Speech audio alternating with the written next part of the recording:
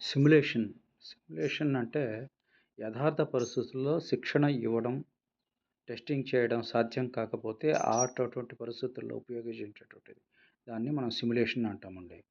తర్వాత కాల్ అంటే గనక కంప్యూటర్ అసిస్టెడ్ లెర్నింగ్. ఇది కాల్ ప్రోగ్రాము అనేది దీనిలో భాగంగా కంప్యూటర్లను స్కూళ్ళకి ఇవ్వడం జరిగింది. అది ఒక్కో కంప్యూటర్ అనేది 200 మందికి మించకుండా ఉండేవాళ్ళకి ఇవ్వడం, 200 మందికి మించకుండా అన్నమాట ఇవ్వడం జరుగుతుంది కంప్యూటర్లు. సో దీనిలో భాగంగా ఎన్ని సీడీలు ఇస్తారంటే 64 సీడీలు ఇస్తారు. సీడీ యొక్క కెపాసిటీ ఎంత అంటే 700 ఎంబీ ఉంటుంది. అంటే దాన్ని గుర్తుపెట్టుకొని C+D 7గా గుర్తుపెట్టుకోవచ్చు. సి అంటే 3, డి అంటే 4 అంటే 7, 3+7, 3+4 7 అనమాట. డివిడి చూసుకుంటే 4.7, పై నుండి 7, డి అంటే 4 అనుకుంటే 4.7 జీబీ డివిడి యొక్క కెపాసిటీ అనమాట. తర్వాత జావా, ఫ్లాష్, వెబ్ 2.0 ఇవన్నీ కూడా వెబ్ అప్లికేషన్స్ గుర్తుపెట్టుకోవాలి. తర్వాత యానిమేషన్ అంటే స్థిర చిత్రాలు వేగంగా కదిలించడం ద్వారా కలిగేటటువంటి ఒక భ్రమని మనం ఏమంటామంటే అదే యానిమేషన్ అనమాట. ఐసీటీని తరగతిలోకి తెచ్చేటటువంటి సాఫ్ట్వేర్ ఏంటి అంటే కనుక ఇంటర్నెట్. టెలికలాబరేషన్ అనేది ఏంది అంటే కనుక ఒకేసారి అందరూ కూడాను కలిసి పనిచేయడం ఆన్లైన్లో, దాన్ని టెలికలాబరేషన్ అంటారు. అదే మాట్లాడుకున్నట్టయితే దాన్ని టెలికాన్ఫరెన్స్ అంటారు. స్కఫోల్డింగ్ అంటే చెప్పింది ఎవరంటే వైగోట్స్కీ. వైరస్ అనేది ఏంటి అంటే కనుక అదొక కైండ్ ఆఫ్ సాఫ్ట్వేర్ అన్నమాట. ఏయుపి అంటే కనుక ఆథరైజ్డ్ యూజ్ పాలసీ అన్నమాట. ఏకాంత భగ్నంకి ఇప్పుడు నివారణగా దీనికి అంటే మన పర్సనల్ డేటాని ఎవరు డిస్టర్బ్ చేయకుండా వాడేటటువంటి సాఫ్ట్వేర్ అనమాట ఏయుపి అనేది, అంటే authorised use policy. Next shareware అంటే ఏంటి అంటే కనుక షేర్వేర్ అనేది ఒక ఫ్రీవేర్ అండి. తర్వాత పోర్ట్ఫోలియో అంటే ఏంటి అంటే ఉపాధ్యాయుడు కానీ విద్యార్థులు కానీ అభివృద్ధి పరిచినటువంటి కళాకృతుల్ని ఫైల్స్ రూపంలో నిల్వ చేసుకోవడాన్ని మనం పోర్ట్ఫోలియో అంటాము. నెక్స్ట్ రూబ్రిక్స్ అంటే చూద్దాము. రూబ్రిక్స్ అంటే కనుక విద్యార్థుల నిర్మిత ప్రతిస్పందన నాణ్యతను మూల్యాంకనం చేయడానికి ఉపయోగపడే స్కోరింగ్ గైడ్నే మనం రూబ్రిక్స్ అంటామండి. రూబ్రిక్స్ అంటే విద్యార్థుల నిర్మిత ప్రతిస్పందనలను నాణ్యతను మూల్యాంకనం చేయడానికి ఉపయోగపడేటటువంటి స్కోరింగ్ గైడ్ని మనం రూబ్రిక్స్ అంటాం. రూబ్రిక్స్కి సోపానాలు చెప్పింది ఎవరంటే గుడ్రిచ్. అపెక్స్ అనేది ఏంటి అంటే కనుక ఒక ఫోరము. చర్చా వేదిక అనేది గూగుల్ ప్లస్ అనమాట. గూగుల్ ప్లస్ అనేది ఒక చర్చా వేదిక. ట్విట్టర్ వచ్చేసేసి మ్యాక్సిమం లెటర్స్ ఎన్ని అంటే ట్విట్టర్లో 140 లెటర్స్ అండి. తర్వాత క్రమం వచ్చేసేటప్పటికి పాఠము, స్క్రిప్ట్, స్లైడ్, క్లిప్స్ ఆర్ట్, తర్వాత ప్రజెంటేషన్. ఇది ఆర్డర్ అంటే పాఠము, స్క్రిప్ట్, స్లైడ్, క్లిప్స్ ఆర్ట్, తర్వాత ప్రజెంటేషన్ ఉంటుంది. నెక్స్ట్ వచ్చేసేసి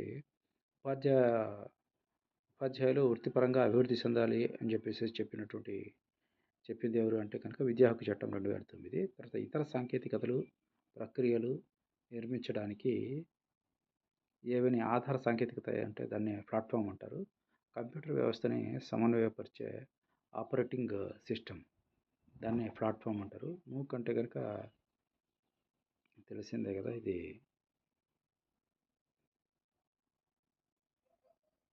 మానవ అభివృద్ధి మంత్రిత్వ శాఖ, భారతదేశ మానవ వనరుల అభివృద్ధి మంత్రిత్వ శాఖ దీన్ని ఏర్పాటు చేయడం జరిగింది. దీన్ని భాగంగా స్వయం అనే ప్రోగ్రాము. ఈ స్వయం ప్రోగ్రాం ద్వారా ఐఐటి, ఐఐఎం, తర్వాత సెంట్రల్ యూనివర్సిటీ ఆన్లైన్ కోర్సెస్లు స్వయం ప్రోగ్రాం ద్వారా అందించడం జరుగుతుంది. ఫేస్బుక్ ఎవరు కనిపెట్టారంటే మార్క్ జూకర్బర్గ్. గూగుల్ వచ్చేసి సుందర్ పిచాయ్. ట్విట్టర్ వచ్చేసేసి డోర్సీ, జాన్ ప్యాట్రిక్ డోర్సీ. తర్వాత వాట్సాప్ వచ్చేసేసి జాన్ కామ్. ఎలా గుర్తుపెట్టుకుంటే ఫేస్ మీద మార్క్ ఉంది అని గుర్తుపెట్టుకోవచ్చు. గూగుల్ వచ్చేసేసి తెలిసిందే సుందర్ పిచాయే. తర్వాత ట్విట్టర్ అంటే కనుక ట్విట్టర్ అంటే డోర్ తీస్తే ట్విట్టర్ అంటే పెట్ట కదా, డోర్ తీస్తే పెట్ట పోతుంది అనమాట, డోర్సీ. తర్వాత వాట్సాప్ వాట్సాప్ అంటే కనుక మనం ఏం చేస్తాం, కామ్గా చాట్ చేస్తూ ఉంటాం కాబట్టి జాన్ కామ్. తర్వాత పెన్ డ్రైవ్కి ఇంకో పేరు ఏంటంటే ఫ్లాష్ అంటారండి. తర్వాత పెన్ డ్రైవ్లో ఏంటి అంటే 1 GB నుంచి 250 GB వరకు మనం డేటాను స్టోర్ చేసుకోవచ్చు. దీన్ని డిలీట్ చేసుకోవచ్చు, మళ్ళీ డేటాని ఒక డివైస్ నుంచి ఇంకో డివైస్కి ట్రాన్స్ఫర్ చేయొచ్చు. యూఎస్బి పోర్ట్ ద్వారా కనెక్ట్ చేస్తాము. మరి యూఎస్బి అంటే కనుక యూనివర్సల్ సీరియల్ బస్ అనమాట. నెక్స్ట్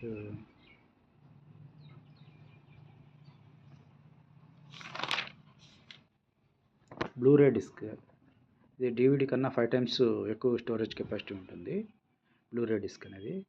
తర్వాత మనకి డేటా ప్రాసెస్ జరిగేటప్పుడు ఏంటంటే ర్యామ్ నుంచి డేటా అనేది టెంపరరీ బఫర్ ఉంటుంది, క్యాషే అంటారు దాన్ని. క్యాషేలో పెట్టుకొని ప్రాసెస్ చేయడం జరుగుతుంది. ఇది ఆర్డర్ ఏంటి అంటే కనుక ర్యామ్ నుంచి క్యాషే టు ప్రాసెసర్ అనమాట. ఈ ఆర్డర్ కూడా ఇంపార్టెంట్. నెక్స్ట్ వచ్చేసి ర్యామ్ మీద ఆధారపడి కంప్యూటర్ వేగం అనేది ర్యామ్ మీద ఆధారపడి ఉంటుంది. తర్వాత 1 బైనరీ డిజిట్ అంటే కనుక 1 బిట్, 4 బిట్స్ వచ్చేసేసి 1 నిబుల్ అంటారు. తర్వాత డిలిజెన్స్ అంటే కనుక చురుకుదనం అనేది గుర్తుపెట్టుకోవాలి. డిలిజెన్స్ అంటే చురుకుదనము. తర్వాత డిఫరెన్స్ ఇంజన్ ఎవరు కనిపెట్టారంటే కనుక చార్లెస్ బాబేజ్. నెక్స్ట్ వచ్చేసేసి పాస్కల్ వచ్చేసేసి డిజిటల్ క్యాలిక్యులేటర్ని కనిపెట్టడం జరిగింది. తర్వాత అన్లాక్ కంప్యూటర్స్లో ఉష్ణోగ్రత పీడనాన్ని కొలవడానికి అన్లాక్ కంప్యూటర్స్ వాడతారు. గణిత ప్రక్రియలకు వచ్చేసి డిజిటల్ కంప్యూటర్స్ వాడతారు. నెక్స్ట్ వాహన కాలుష్యాన్ని మాపనం చేసేది ఏంటి అంటే కనుక అన్లాక్ కంప్యూటర్స్. ఏడీసీ అంటే అన్లాక్ టు డిజిటల్ కన్వర్ట్ అనమాట. ఏడీసీ అంటే కనుక unlock to digital convert. Computer వేగాన్ని మిప్స్లలో కొలుస్తారనమాట. కంప్యూటర్ యొక్క వేగాన్ని, మెమొరీని ఇందాక మనం చెప్పుకున్నాము బైట్స్లో కొలుస్తాము. అదే వేగాన్ని అయితే కనుక మిప్స్లో కొలుస్తారు. మిప్స్ అంటే కనుక మిలియన్ ఇన్స్ట్రక్షన్స్ పర్ సెకండ్ అనమాట. తర్వాత 5 జనరేషన్స్ ఉంటాయి.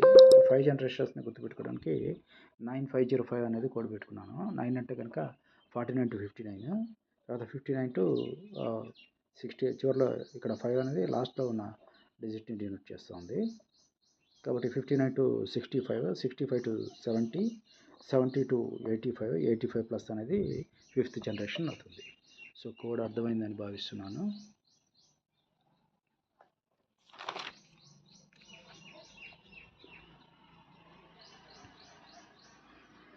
కాబట్టి కాలుష్యం వచ్చేసేసి అన్లాగ్ అనమాట. అంటే